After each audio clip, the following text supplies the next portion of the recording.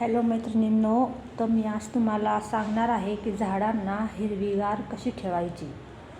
उन्हाळ्यामध्ये पण तुमची झाडं अशी हिरवीगार असायला पाहिजे, म्हणून तुम्ही हा व्हिडिओ नक्की बघा.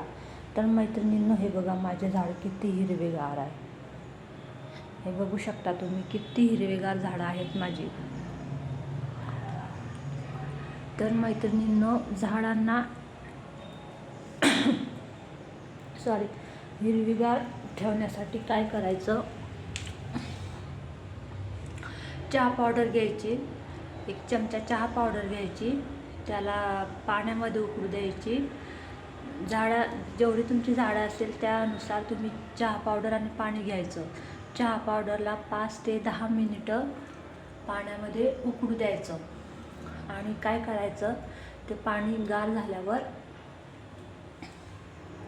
हे बघा, ते पाणी गार झाल्यावर थोडं थोडं झाडांना टाकत राहायचं. आणि दुसरा उपाय आहे मैत्रिणींनो,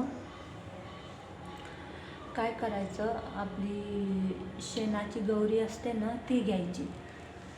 आपली शेणाची गौरी घ्यायची आणि तिला पाण्यामध्ये 15 ते 20 मिनिटं भिजत घालायची. आणि ती भिजल्यावर ते पाणी पूर्णपणे गौरी आणि पाणी भिजून झाल्यावर ते पाणी पूर्णपणे चांगलं हलवून घ्यायचं.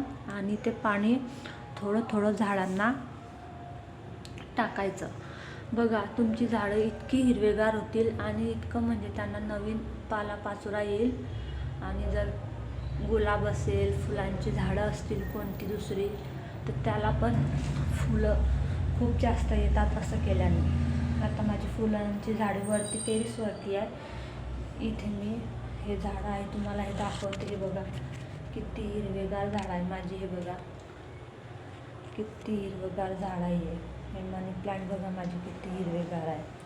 तर मैत्रिणींनो, जर का तुम्ही मी सांगितलेल्या 2 पद्धती केल्या तर बघा, तुमची झाडे पण असेच माझ्या झाडांसारखी हिरवेगार राहतील आणि त्यांना नवीन पालापाचोळा येईल. हे बघा माझा मनी प्लांट जास्त दिवस नाही झाले बरं का लावून, पण बघू शकता तुम्ही किती वाढला आहे. तर तुम्ही हे 2 उपाय नक्की करा मैत्रिणींनो.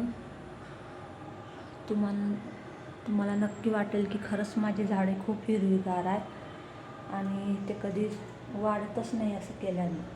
तर तुम्ही हे 15 दिवसातून, मी सांगितलेला उपाय तुम्ही 15 दिवसातून 1 वेळा करू शकतात. आणि प्लीज माझ्या चॅनलला सबस्क्राईब करा. माझ्या चॅनलचं नाव आहे कॉमेडी क्लिप्स 1602.